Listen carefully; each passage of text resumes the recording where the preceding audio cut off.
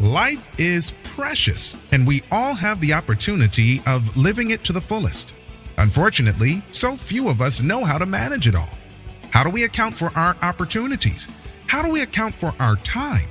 How do we account for our relationships, health, spirituality, homes, finances, influence, and careers? How do we account for the one life we have to live? I am so glad you asked. In this program, you will find answers to all of these questions and more. Welcome to the Account for Your Life podcast with your host, the healthy accountant himself, Jay Moore. Good morning and welcome back to another episode of the Account for Life podcast. And today we're going to actually continue on our topic that we had yesterday, What's in My Future? And the subtitle today is Financing of Truth. What's in my truth? What's in my future and financing of truth? Man, what an awesome and incredible day. Good morning, Sonia. How are you? What an awesome, incredible day, man. So maybe a couple of months ago, I was reading in Matthew chapter 27 and 27 towards the end. It's where Jesus had already been crucified. And there's a passage in there that many of us kind of like glazed over. It was brought to my attention by Dr. Miles Monroe. And so I've been just kind of studying this for the past, several months, just in placing it in my life and in my business, because what's in your future? We get to decide how the future will go when we partner with God. So I'm looking at this scripture and I'm looking at it. And at the very end of chapter 27 of Matthew, the chief priests go to Pilate. And they say, Pilate, the disciples are going to come and try and take the body of Jesus and say that he resurrected. And we don't want that to happen. And so Pilate's like, okay, look, fine. Go take a guard. Go take a watch and secure the tomb as best you can. Now, here's the thing. If I were reading that, just reading the words, I would not have known what the heck it was saying. See, go take a guard or go take a watch is that's in both I think guard. Take a guard is in the NIV, and take watch is in the King James Version. It means take soldiers, from 60 to 600 soldiers. Come on now. 60 to 600 soldiers to guard one man. So, hey, man. So here it is, 60 to 600. Hey, maybe 100. I don't know how many, but it was at least 60. They go, they secure the tomb. And then chapter 28, that's when the angel comes, bust open the tomb, and then Jesus comes out and he's like white as snow. And it talks about the soldiers standing there as dead men. They were so afraid. I'm getting to it in just a second. I'm going to talk about my future, and then you can think about your future. And they're standing there as dead men. And then Mary comes, and that's the story that we've lived with, that Mary was the first to get there. No, I'm sorry, Mary was not first. The Roman soldiers were the first on the scene. They saw it. Mary did not see the resurrection. The soldiers saw the resurrection. I'm getting to this finance and truth in a second. And so they see it, but they're afraid because they lost their man. And when you lose your man in that day and age, you were supposed to kill yourself. So they was not going back to Pilate. They was not going back to headquarters. And so they are going back into the city, just bewildered, trying to figure out what just happened. And then a group of them said, you know what? Let's go see the chief priests and see what they say. And that's when they go to chief priests. They tell them the story. The chief priests then say, hey, did you go tell Pilate yet? No. Okay, good. Don't tell Pilate anything. And this is where they gave them large sums of money to keep their mouths shut. Do not say anything. Here's the money. We'll take care of Pilate. We'll make sure that you are okay. All right. They gave him a lot of money to shut up. Now, here's the thing. To this day, there's been no Roman soldiers. There's been no Roman accounts that says, you know what? I was there. I saw it. They had so much money. This is where it's important. And I'm going to tell you about my future in a second. They had so much money that they could silence the truth. They had so much money that they silenced it. I looked at the scripture, and I've been looking at it for the past several months.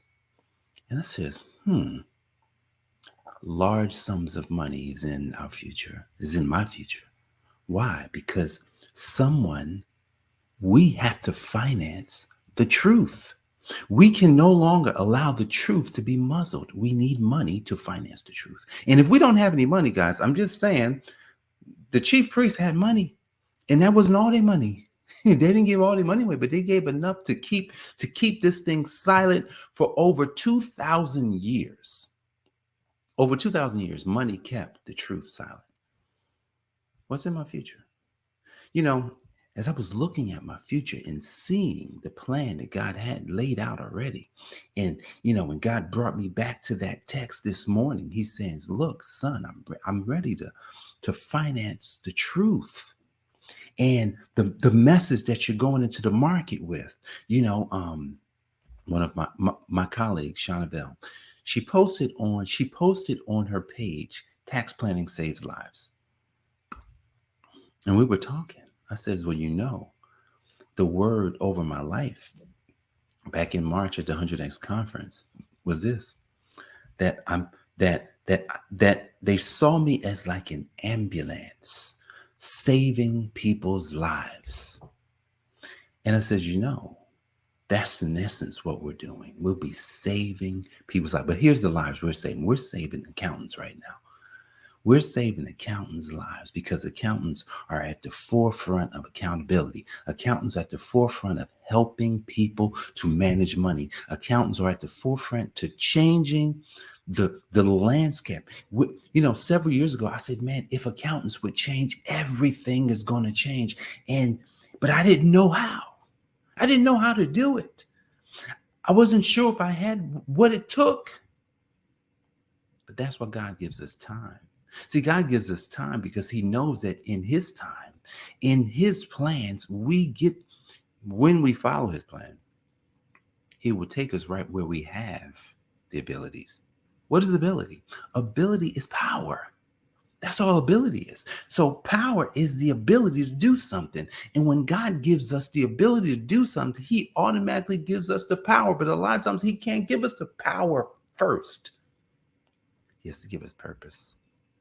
He has to give us the purpose first. He has to allow us to see the purpose for our lives, the purpose for our businesses, the purpose for our ministries, the purpose for our family members, the purpose for what it is that he's got planned for us. Because if we don't understand the purpose, then if God would have helped me to finance something 5 years ago, 10 years ago, we wouldn't be here today because I would have just been having a good old time. I don't know. I just wouldn't have. I don't think I would have done right. But today, see, the future is calling. The future is calling for all of us. The future is calling us to see that, you know what? I know I'm having these situations, but my situation, the situations that I'm having, this situation is because there's other people having that situation. And other people having that situation means that I have something that can help other people, even though it feels painful right now. Even though, I'm like, man, like, Lord, I mean, we've been back and forth on this money thing. He says, I know, son, but you want to finance the truth. I'm going to give it to you. Now, here's the thing. Back in 2019, I'm going to close in just a second. In 2019, I did something. I was speaking at my church.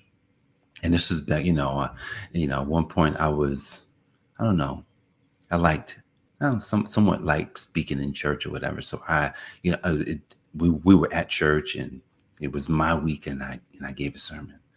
And in the sermon, I spoke about something. I spoke about praying that God would allow me to manage his hundreds of millions.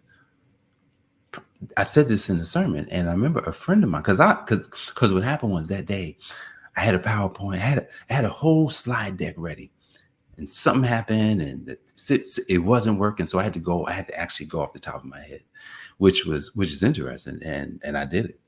And so I didn't remember everything that I'd said, but a friend of mine tweeted, and I need to go back and find his tweet. He tweeted what I said that day about managing the resources of God. So what's the moral of today? What's in my future is financing the truth. What's in yours? Tell me something. What's in your future? See, because I'm telling you what's going to happen in mine. And I'm boldly saying that God has anointed each of us for something. And the more and more I read the scriptures, the more and more I know that the scripture is just a way for us to know, oh, wow, I can put myself in the scripture. I can put myself in the scripture with Abraham, right? Abram was called, and he was called to a land that he didn't know. And, and his family was probably like, what in the world? And I was just sharing a story about how I remember when my wife, Jenny, she left her job. And her family was not, they was like, what are you doing? What's wrong? They was mad. They was mad at us. They was definitely mad at me. It was like, they thought I was steering her down a path of ruin. And seriously, like when her dad did not want to speak to me. And full circle, right? Full circle, it's coming on 7 years. Now it's like, oh, well, your kids are turning out great. And things seem to be going, something's good happening in this house. But there was a time when we were called that people did not like what we were doing. What are we doing? What are we doing that others are saying, you're crazy? You shouldn't be doing that, because that's the future that we have to go after. The future where no one else is going. See, because the scripture in Matthew chapter 7, it says, wide is the gate that leads to destruction, and many people travel this path. Narrow is the way that leads to life, and few people are on that road. What road are we traveling on? What's in my future? Financing the truth. What's in your future? That's for you to decide. Guys, I appreciate you for joining me for this episode of the Account for Life podcast. I'm Jay Moore, the Healthy Accountant, helping you to account for your life. God bless, and I'll see you on the next episode. Peace. Thanks for joining us, listening friends. We are so glad you invested this time with us. Always remember, you only have one life to live, so live it to the fullest. This has been the Account for Your Life podcast with your host, the Healthy Accountant himself, Jay Moore. Until next time, make it a great day.